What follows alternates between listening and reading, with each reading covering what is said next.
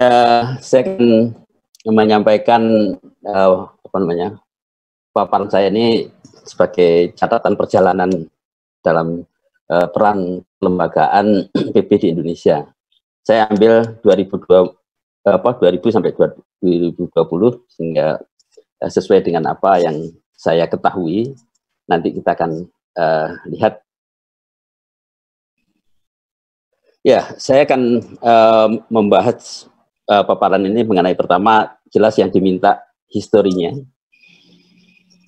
mengenai sejarah mengenai kelembagaan PP di Indonesia. Kemudian nanti saya akan mencoba untuk bagaimana membandingkan kelembagaan yang sebelumnya dengan kelembagaan yang sekarang, dan kira-kira pelajaran apa yang bisa kita petik untuk penguatan kelembagaan PP di masa yang datang seperti yang akan dibahas nantinya di Undang-Undang Penanggulangan Bencana. Ya, ini sekedar informasi mengenai perjalanan BNPB. Jadi dulunya memang saya tidak membahas yang sebelumnya karena dulu masalah-masalah bencana itu dijadikan satu dengan masalah-masalah korban perang. Jadi baru tahun 67, jadi berarti setelah Orde Baru ada yang namanya tim koordinasi untuk penanggulangan bencana alam yang dulunya diketuai oleh Menteri Sosial. Jadi sebetulnya ini yang cikal bakal dari kelembagaan mulai terbentuk yang kita sebut mulai muncul kata-kata bencana. Meskipun dulu dengan embel-embel alam, karena hampir semua bencana itu disebabkan oleh alam. Nah, kemudian dengan berjalannya waktu, karena mungkin satu kementerian sektoral itu tidak mungkin menyelesaikan secara tuntas mengenai penanggulangan bencana, sehingga dia masih memerlukan sektor-sektor yang lain di dalam program-program penanggulangan bencana itu, sehingga memerlukan sektor-sektor pendukung, misalnya sudah kesehatan, pekerjaan umum segala macam, sehingga lingkup dari penanggulangan bencana itu multi sektor, sehingga sesuai dengan sifatnya yang multi sektor tadi, maka kelembagaan ini kemudian diangkat pada tingkat Kemenkoan, yaitu Menko Kesra, Menteri Menko Kesra. Ini kemudian ya dulunya masih ada embel-embel kata-kata bencana alam, kemudian berikutnya karena sadar bahwa bencana itu tidak saja hanya alam, tapi juga karena ulah manusia ataupun non alam, maka kata-kata alamnya dihapuskan waktu itu, jadi menjadi Bakornas Penanggulangan Bencana. Jadi memang ini yang kemudian nah kalau kita lihat dari periode ini, kelembagaan Bakornas PB itu cukup panjang. Jadi tahun 80 sampai dengan tahun 2000 itu relatif itulah kelembagaan koordinatif Bakornas yang turun di daerah itu menjadi Satkorlak dan Satlak. Jadi pola ini sebetulnya sudah mendarah daging di kalangan pemerintah daerah. Kalau bagi orang-orang yang terlibat lama di dalam penanggulangan bencana itu sudah ada, sehingga pola koordinasi, badan koordinasi yang dilakukan di tingkat nasional dan tingkat provinsi, kemudian satuan pelaksana pada tingkat kabupaten kota, itu sudah terpola. Nah, kemudian tahun 2001 Bakornas ini diperluas karena dulu terjadi banyaknya kerusuhan yang saya ingat waktu itu, jumlah pengungsi kita, internal displaced person, itu hampir mencapai 1.100.000 orang, sehingga masalah-masalah pengungsi menjadi krusial. Oleh karena itu Bakornas Penanggulangan Bencana ini ditambah lagi, tambah P belakangnya, yaitu pengungsi. Jadi di samping mengurusi mengenai bencana, juga masalah pengungsian yang akibat kebanyakan adalah karena konflik sosial, apakah itu di Sambas, Madura, kemudian Ambon, segala macam itu waktu itu terjadi. Nah kemudian setelah tahun 2005 itu ada perubahan lagi di situ. Nah ini yang kemudian ada Bakornas PB.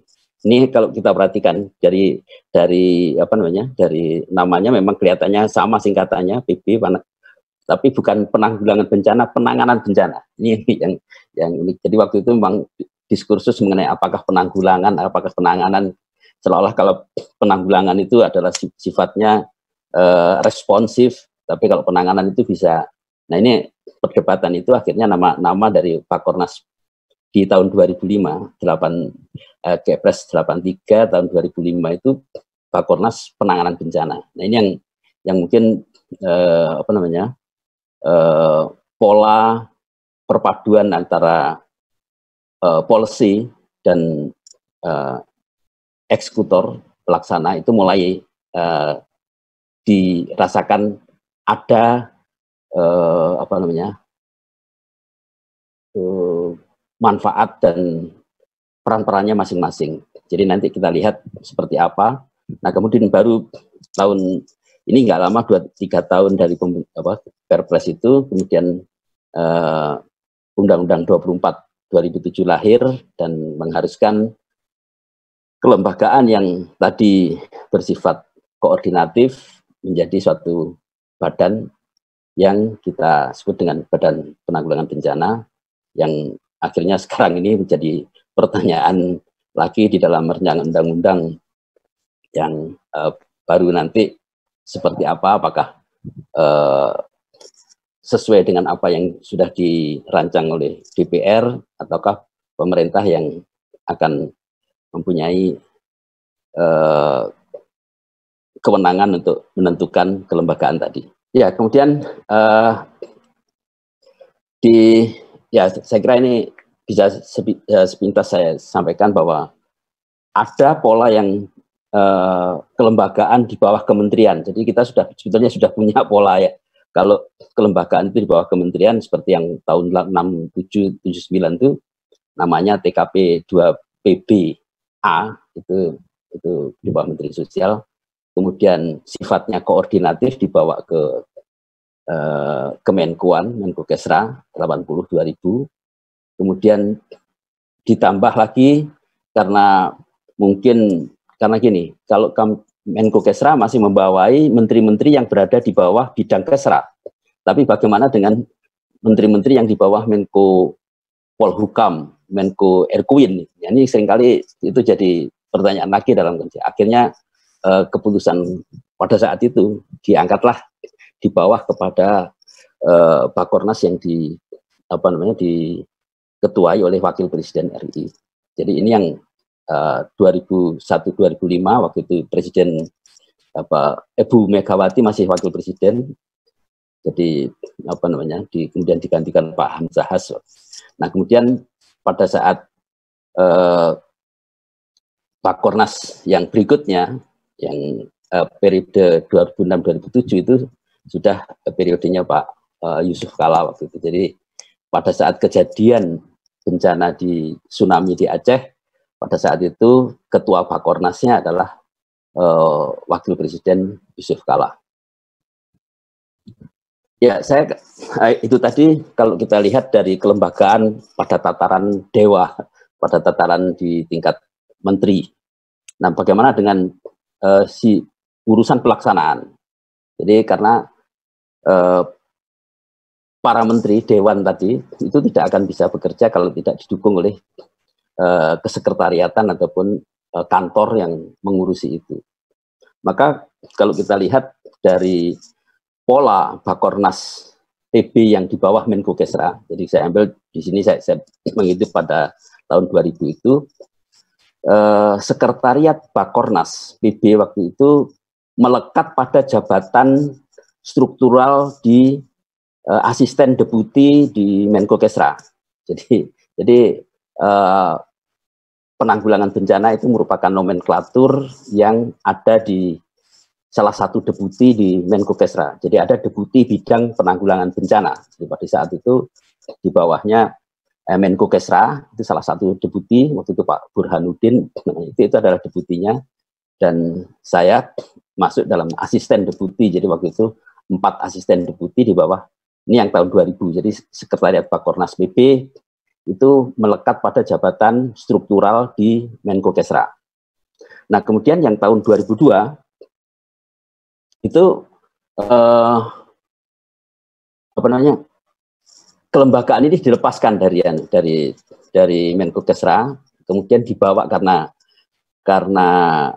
ketua Bakornasnya adalah wakil presiden, maka lembaga pelaksananya, kesekretariatannya juga dipindahkan dari kantor Menko Kesra ke kantor Wapres. Jadi waktu itu masuk dalam lingkungan Seknek.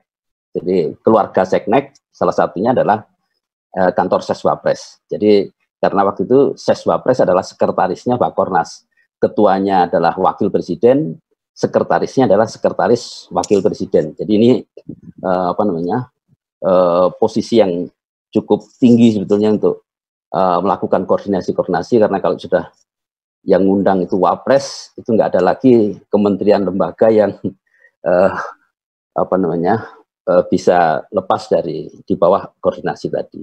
Nah, ini yang terjadi. Jadi pada saat itu kelembagaan ini diperbesar. Yang saya notabene aja waktu itu karena bentuk sekretariat, dan sekretariat itu besar, kalau nggak salah 20 eselon 2 di sekretariat. Jadi bayangkan suatu sekretariat dengan 20 eselon 2. Itu sekretariat Bakornas waktu itu cukup sebetulnya terlalu besar untuk suatu apa namanya, suatu lembaga kesekretariatan.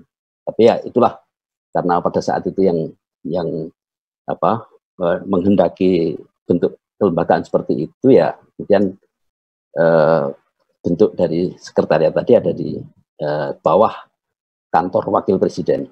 Nah, kemudian pada ya bentuk sekretariat ini betul-betul bersifat administratif. Jadi hanya bagaimana menyiapkan para menteri rapat, kemudian surat menyurat, dan urusan-urusan yang banyak, urusan birokratis administratif yang lebih. Bobot teknisnya itu mungkin agak terasa kurang sekali. Ini yang saya rasakan, sehingga mau tidak mau kita harus banyak belajar dari mitra-mitra yang bergerak dalam bidang teknis untuk menambah pengetahuan di dalam pengetahuan teknis kebencanaan. Nah, baru pada Perpres berikutnya, Perpres 83 2005, ini yang disebut kemudian Bakornas PP, yang tetap diketuai oleh wakil presiden, tetapi sekretarisnya tidak sekretaris wakil presiden lagi, tetapi sekretarisnya dipegang oleh pejabat yang memang betul-betul mempunyai tugas sehari-hari untuk mengurus bencana, tidak ad hoc, tidak ex officio oleh Wapres, tapi oleh seorang pejabat yang betul-betul dia sebagai orang yang bertugas dalam bidang bencana. Maka disebut namanya pelaksana harian Bakornas. Nah, Lakhar Bakornas yang pertama itu adalah Pak Samsul Ma'arif, yang ketua, yang akhirnya nanti menjadi ketua kepala BNPB yang pertama. Jadi Pak Prof Samsul itu pertama kali diangkat adalah sebagai kepala pelaksana harian. Jadi orang yang menjadi sekretarisnya Bakornas, ketuanya wakil presiden, kemudian sekretarisnya itu adalah kepala pelaksana harian Bakornas. Nah, ini di situ mulai yang sekretariat tadi tidak hanya masalah-masalah yang bersifat administratif, tapi mulai sudah bergerak di bidang teknis. Nah, kemudian bersamaan dengan itu undang-undang keluar, jadi umur Lakhar Bakornas ini nggak lama. Jadi kalau kita lihat dari 2005 Perpresnya keluar, 2006 terbentuk sampai dengan 2008. Nah, mungkin satu hal yang bencana besar pada saat 2006 itu adalah kebakaran asap besar waktu itu. Jadi sangat terkesan sekali kedatangan Pak Samsul waktu itu menjadi komandan untuk penanganan asap di Kalimantan dan Sumatera itu. Nah, kemudian baru Undang-Undang 24 2007 keluar, dan bulan Mei 2008 di NPB yang pertama kali dibentuk. Kemudian saya sebutkan di sini, saya sebutkan episode 1 karena ini yang Pak Lili memberikan saya pada episode yang 2014 ke selanjutnya, itu yang nanti ceritanya Pak Lili, sehingga saya akan memfokuskan pada apa yang sudah dilakukan pada tahun 2008 tadi. Nah, kemudian nanti bagaimana kita diskusikan pada hal berikutnya. Ya, nah kemudian gini, jadi selalu pertentangan kenapa berubah dari Bakornas menjadi BNPB. Ya sebenarnya kalau kita mau melihat dari pola model kelembagaan di dunia, itu kita tinggal memilih sebetulnya. Kita ada 3 opsi kalau kita mau pilih model komite atau konsil atau dewan atau badan koordinasi, itu sifatnya adalah NDMC biasanya, National Disaster Management Committee atau Councils. Nah ini biasanya NDMC ini harus didukung oleh office atau sekretariat, karena tidak mungkin para menteri itu bekerja sendiri tanpa ada unit yang mendukung pekerjaan-pekerjaan administratif dan teknisnya, sehingga biasanya ada NDMC, biasanya ada NDMO-nya, jadi ada office-nya, ada sekretariatnya. Nah kemudian di sisi lain itu adalah kelembagaan yang bersifat mandiri, yang bentuknya adalah apakah itu kementerian, apakah itu berupa lembaga negara setingkat menteri ataupun di bawahnya. Ini banyak pola-pola yang diterapkan seperti ini. Jadi kalau yang konsil tadi, yang dewan itu lebih banyak para menteri, anggotanya adalah para menteri, mungkin ditambah dengan beberapa pakar. Nah pada saat yang lalu itu kita sudah melihat bisa dipimpin oleh seorang menteri koordinator ataupun presiden, wakil presiden, itu bisa saja. Contoh misalnya di Jepang itu di bawah perdana menteri langsung, jadi konsil itu ada di bawah perdana menteri, jadi begitu powerfulnya komite itu di bawah perdana menteri. Namun yang sifatnya itu ad hoc, jadi karena masing-masing menteri sudah punya portofolio sendiri-sendiri, maka kelembagaan ini sifatnya hanya untuk pengambilan kebijakan dan koordinasi. Nah kemudian kalau yang bentuk office ini, saya kira ini adalah bentuk-bentuk pelaksana, biasanya pendukung dari komite atau konsil, dewan atau komite tadi. Nah bisa saja office ini bisa dipimpin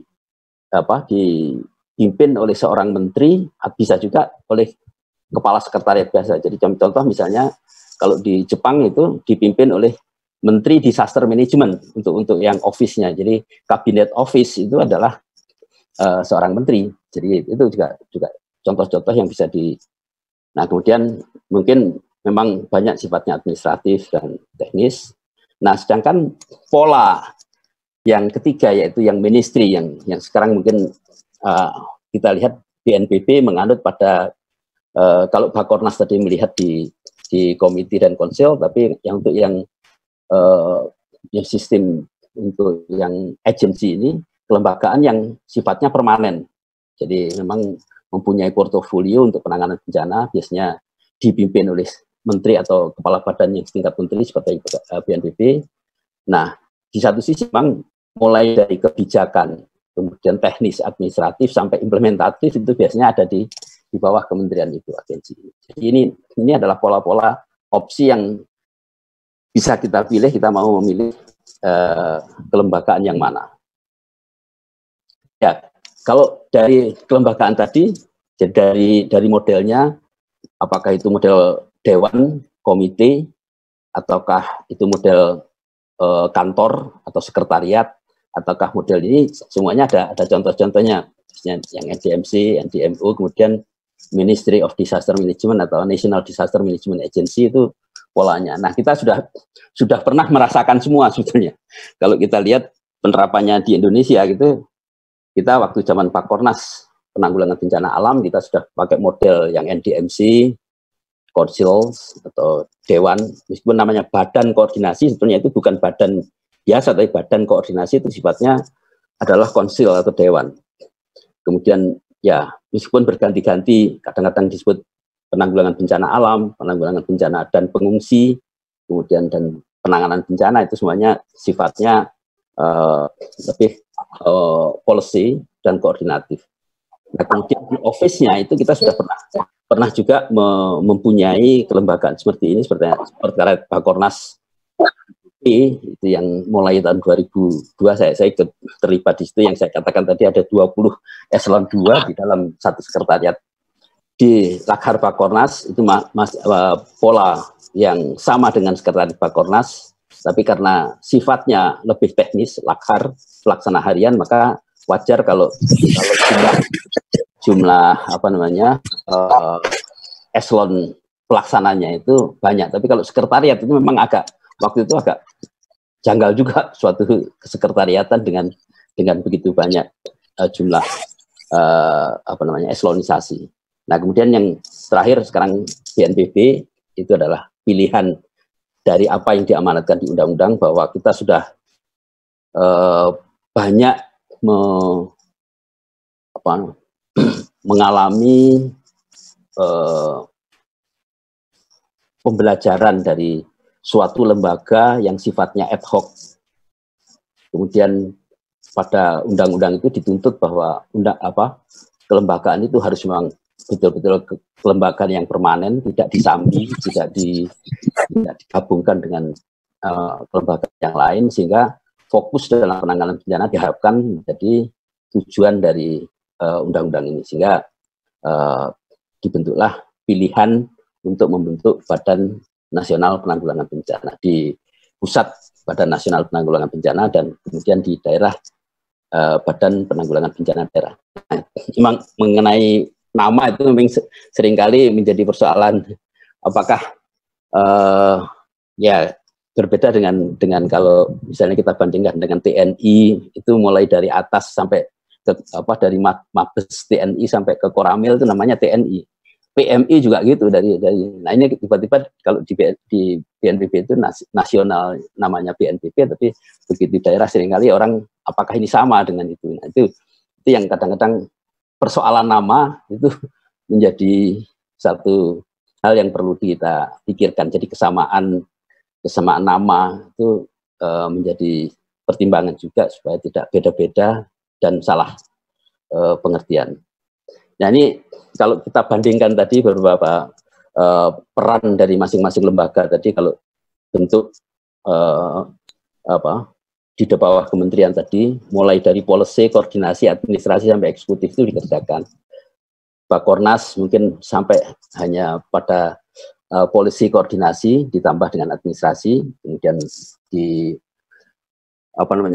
Pakornas pada Wapres itu hanya policy koordinasi, kemudian nanti di sekretariat Pakornas yang melaksanakan koordinasi teknis dan administrasi, kemudian Pakornas pada saat di Wapres dan Lakhar Pakornas itu juga hampir mirip dengan sekretariat, lebih mempunyai kemampuan teknis untuk melakukan upaya-upaya itu. Nah, kemudian BNPB kalau kita lihat, kita mulai dari policy, koordinasi, kemudian administrasi dan juga eksekusi itu ada pada kelembagaan itu. Nah, ini mungkin nanti kita bahas seperti apa. Nah, diharapkan nanti BPD itu juga di provinsi itu dia hanya masalah koordinasi dan administrasi.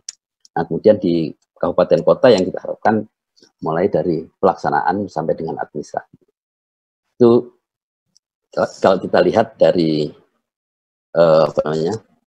ya, kalau dari apa yang sudah saya paparkan tadi, kalau kita lihat model kelembagaan yang diberi Pakornas ini, memang koordinasi lintas sektor berjalan lancar dan itu kuat sekali, karena yang mengkoordinasi adalah Menteri Koordinator atau Wakil Presiden. Dan biasanya karena pembagian tugasnya sudah berada di masing-masing sektor, jadi setiap sektor itu harus memahami memang tugas pekerjaannya kaitannya dengan masalah-masalah penanggulangan bencana. Jadi PU itu kalau sudah berkaitan dengan masalah penanggulangan bencana itu apa-apa saja yang dikerjakan. Jadi dan kita bisa meyakinkan setiap kegiatan tadi memang tidak diragukan lagi, karena misalnya kalau ada akibat dari itu jembatan putus, kemudian kita serahkan kepada sektor yang memang menangani masalah-masalah jembatan, jalan, itu pasti sudah kompeten sesuai dengan aslinya. Jadi memang di sini masalah kesehatan, masalah kepeguan dan masalah sosial itu berada pada masing-masing menteri sektoral. Nah, kemudian kekurangannya saja itu adalah ini karena sifatnya ad hoc. Biasanya lembaga ini karena penanggulangan bencana adalah sebagian tugas dari tugas besarnya mereka. Nah, ini kadang-kadang itu yang tidak menjadikan prioritas, apalagi kalau sudah di dalam kementerian atau lembagaan itu sudah terpaku pada program tertentu, maka penanggulangan bencana bisa jadi itu menjadi program yang bisa disisihkan sebentar karena tidak terlalu urgent di dalam pertimbangan itu. Ini yang kekurangan dari itu. Nah, kemudian yang kedua adalah bentuk model Bakornas ini memang tidak ada alokasi anggaran. Ini yang paling menyedihkan.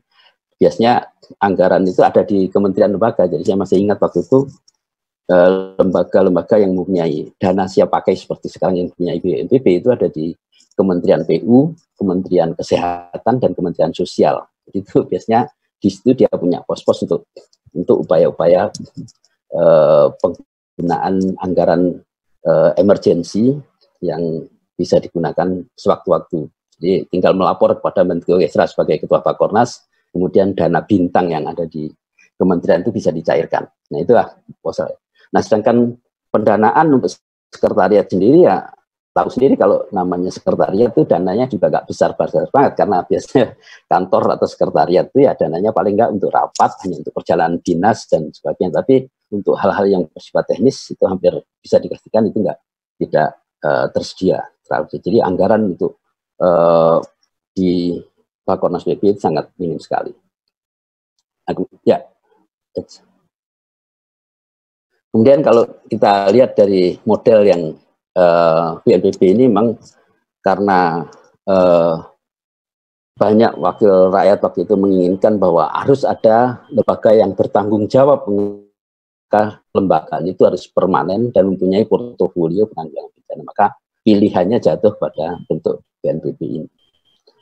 Kemudian karena dia mempunyai tanggung jawab jelas, maka pendanaannya juga jelas dari mata anggarannya segala macam, sehingga program kerja dan rencana-rencananya itu akan lebih terarah, terencana dan sebagainya. Dan kemudian juga diberikan kewenangan-kewenangan tadi, fungsi koordinasi, komando, dan juga pelaksana pada kelembagaan semacam ini. Ya, kemudian yang mungkin bisa disebut kekurangan atau yang harus kita perhatikan juga bahwa kita sadar bahwa penanggulangan bencana itu multisektor, tidak bisa diselesaikan oleh satu kelembagaan sendiri. Jadi makanya jangan berharap BNPB, BPD itu bisa menyelesaikan masalah-masalah tanpa ada dukungan dari sektor terkait. Multisektor itu adalah. Nah, kemudian koordinasi ini yang seringkali dikeluhkan dan ini saya masih munculan dengan adanya eselonisasi, kemudian tingkatan dari kelembagaan tadi dan siapa yang mengkoordinasi segala macam, ini yang juga menjadi kendala kadang-kadang di dalam upaya-upaya itu. Biasanya birokrat pemerintah itu selalu melihat kedudukan dari organisasi itu atau siapa yang melaksanakan koordinasi itu menjadi perhatian. Nah, kemudian ini juga dengan menyatunya antara policy dan kebijakan menjadi satu, ini seringkali yang kemudian terjebak pada terlalu banyak pekerjaan-pekerjaan yang seharusnya dilaksanakan oleh pelaksana itu dikerjakan oleh si yang harusnya pada ranah koordinasi atau perumusan kebijakan. Nah, ini yang kadang-kadang begitu fokusnya kepada pelaksanaan yang lemah, jadi koordinasinya itu beberapa kekurangan yang bisa terjadi. Ya, saya kira beberapa harus diakui beberapa capaian yang sudah dilakukan di BNPB yang dulunya tidak dikenal, bahkan dengan mondar-mandirnya kendaraan BNPB di mana-mana, akhirnya kalau masalah bencana itu BNPB sebagai focal point bencana itu yang paling utama, sehingga tidak ada, ya mungkin waktu itu memang kenapa tidak mempertahankan nama Bakornas, kemudian ini BNPB kan waktu berubah menjadi dari Bakornas ke BNPB aja, rasanya dulu kita juga masih mikir kenapa nggak pakai Bakornas yang sudah juga pada saat itu juga sudah terkenal di beberapa negara maupun juga kenapa kok dirubah menjadi BNPB segala macam. Nah, itu masalah nama tadi. Jadi makanya orang sudah terbiasa dengan nama itu, kemudian tiba-tiba muncul nama yang baru. Tapi akhirnya berkat kepiawaian leadership dari Prof. Samsul dengan berbagai upaya, BNPB yang dulunya masih belum dikenal akhirnya menjadi terkenal ini. Kemudian alokasi anggaran. Jadi saya ingat dulu waktu masih awal di BNPB itu anggarannya 155 miliar kalau nggak salah, saya ingat. Dan yang ingat juga sih. Tapi pada saat saya pensiun keluar itu sudah 1,5 triliun, jadi 10 kali lipat dari itu yang menurut saya satu kepercayaan yang diberikan oleh negara kepada lembaga ini cukup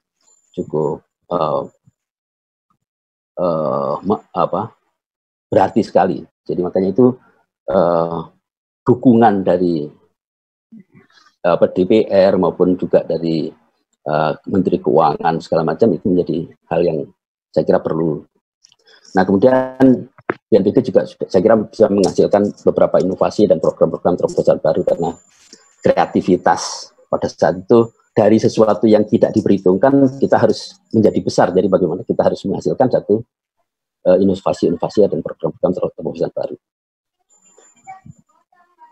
Ya, kemudian yang sangat menyenangkan kembali kemudian juga diakuinya peranan-peranan akhirnya BNPB tidak hanya dikenal di tingkat nasional di Indonesia, tapi juga di kancah internasional pun nama BNPB jadi sudah populer. Ya, kemudian kalau kita lihat beberapa dari segi software, misalnya kita melakukan banyak-banyak mengenai pekajian-kajian dari kajian risiko bencana, Jitu Pasna dan segala macam, mungkin masih banyak contoh-contoh yang lain. Kemudian kita mulai dengan perkuatan kita, bagaimana menyusun perencanaan kontingensi, rencana penanggulangan bencana, rencana penanggulangan kedaruratan bencana segala macam ini menjadi satu. Nah, kemampuan yang akhirnya muncul dari satu lembaga yang memang fokus pada pekerjaan-pekerjaan penanggulangan bencana, bahkan sampai dengan standarisasi ini sudah bisa dikatakan kita banyak menghasilkan output yang lumayan besar. Nah, kemudian kalau kita lihat dari inovasi tadi, waktu itu saya ingat pada saat di DPR ditanya kita pernah mengusulkan bagaimana mengatasi keragaman kemampuan dari tiap-tiap daerah di dalam menangani bencana. Karena daerah itu ada yang kaya, ada yang miskin. Nah, itu kemudian gagasan untuk memberikan subsidi kepada daerah-daerah yang tidak mampu untuk menangani bencana, maka usulan pertama dulu adalah dana alokasi khusus yang sampai sekarang belum berhasil juga rupanya. Itu untuk penanggulangan bencana. Dan bagaimana caranya untuk membagi rata, jadi daerah-daerah yang memang sudah selayaknya dapat dana itu, makanya dihitung berdasarkan risikonya. Kalau daerah itu berisiko tinggi, kemudian kemampuannya rendah, maka subsidinya yang diberikan harus besar. Gitu. Jadi akhirnya muncul kita bagaimana membuat satu indeks risiko bencana. Kita buat dulu indeks rawan bencana namanya. Kemudian kita ganti indeks risiko bencana 2009, 2011, 2013. nanti yang berikutnya ada 15, kemudian 19. Kemudian kita juga mengevaluasi terhadap pelaksanaan dari pengurangan risiko bencana yang sudah dilakukan oleh Indonesia, itu dengan wujud misalnya seperti di internasional membuat Global Assessment Report, kita membuat juga National Assessment Report. Jadi waktu itu kita buat hal-hal semacam itu, dan akhirnya sekarang kalau kita lihat inovasi yang baru, saya kira Pak Ridwan ini gagasan untuk mulai mempopulerkan Inaris dan sehingga bisa dikenal oleh banyak orang, itu menjadi. Nah, kemudian terobosan yang lain, misalnya kita tahun 2009 bikin sekolah madrasah aman bencana, kemudian ada desa tangguh bencana Destana, kemudian yang ini jatahnya Pak Lilik, sudah sekolah sungai gunung laut itu sudah periodenya Pak Lilik, jadi mungkin saya di atas hanya Destana dengan madrasah aman bencana. Itu beberapa program terobosan. Nah, yang tidak kalah pentingnya juga kita membentuk forum-forum yang ini. Jadi kalian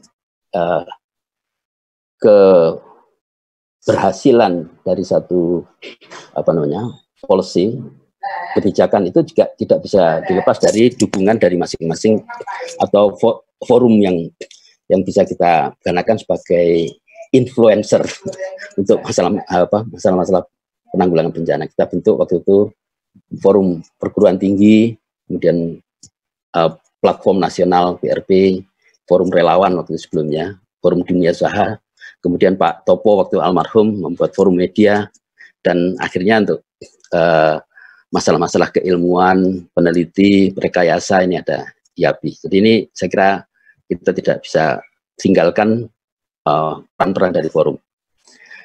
Nah, kemudian yang pada akhirnya pengakuan-pengakuan internasional ini yang kita bisa rasakan bagaimana ASEAN itu sudah mulai menghitung selalu Indonesia dijadikan role model untuk masalah penanggulangan bencana, sehingga menempatkan AHA Center di Indonesia. Kemudian kita menjadi beberapa tuan rumah dari pertemuan-pertemuan atau konferensi internasional yang tingkat Asia, tidak saja ASEAN tapi Asia. Jadi kemudian bahkan puncaknya pada saat 2012 kita menjadi host untuk menteri-menteri Asia berkonferensi di Indonesia tentang pengurangan risiko bencana dan juga tentang latihan mengenai gladi simulasi penanggulangan bencana. Jadi itu adalah capaian-capaian yang mungkin bisa dilihat. Ya, kemudian saya berusaha untuk melihat saja sepintas kira-kira kalau kita analisis SWOT, apa sih kira-kira yang kekuatan dari BNPB ini. Saya kira yang penting adalah dukungan politis dari DPR dan adanya Undang-Undang 24 itu betul-betul satu legitimasi yang sangat kuat untuk tetap mempertahankan keberadaan kelembagaan ini. Kemudian ya di sisi lain kelemahan yang harus diakui pasti di bidang bagaimana kemampuan sumber daya manusianya ini yang selalu saya harus tekankan. Untuk mendukung posisi yang kuat tadi harus didukung dengan kemampuan sumber daya manusia dan kemampuan koordinasinya, leadershipnya itu kadang-kadang yang dibutuhkan untuk itu yang saya nampak masih kuat. Dan kalau ancaman saya lihat memang kita berhadapan dengan yang nggak bisa kita nafikan adalah ego sektor dari kementerian lembaga, itu juga masih cukup tinggi bahwa dia punya porsi di dalam penanggulangan bencana. Jadi makanya ini yang seringkali menjadi tantangan yang harus bagaimana cara meyakinkan kementerian lembaga itu ikut. Jadi seperti yang dikenalkan oleh Prof. Samsul, selalu sapalibadisme. Jadi bagaimana kita selalu mengikut sertakan kementerian lembaga di dalam upaya penanggulangan tanpa melihat bahwa ada superioritas dari. Nah ini ya saya kira kemudian penguatan kelembagaan ini ya terutama dalam hal penguatan dalam koordinasi programnya dan anggarannya. Jadi kalau kemampuan itu dimiliki, maka saya kira ini menjadi peluang bagi BNPB untuk meningkatkan kemampuannya itu. Jika saya memberikan saran untuk penguatan ini, pertama ya tingkatkan kemampuan dan profesionalisme di bidang perencanaan ini, terutama yang teman-teman yang masih muda-muda itu perbuat tambah pengetahuan ilmu. Jadi sekarang dengan adanya IAB, forum perguruan tinggi segala macam itulah tempat untuk banyak menimba ilmu mengenai kebencanaan. Yang kedua adalah perkuat juga untuk kemampuan dalam berkoordinasi, kolaborasi, dan jangan terjebak pada pekerjaan-pekerjaan yang sana ini di BNPB-nya terutama. Jadi, kalau di BPBD kabupaten itu memang dia pelaksana, atau di provinsi. Nah kemudian ya kolaborasi dengan banyak pihak yang terutama di tingkat nasional, kemudian internasional itu juga harus ditingkatkan. Baik, saya kira mungkin itu yang bisa saya sampaikan mengenai apa-apa yang berkaitan dengan apa yang sudah kami alami dan bisa ditularkan kepada penerus-penerus penanggulangan bencana, pelaku penanggulangan bencana di masa depan. Terima kasih. Wassalamualaikum warahmatullahi wabarakatuh.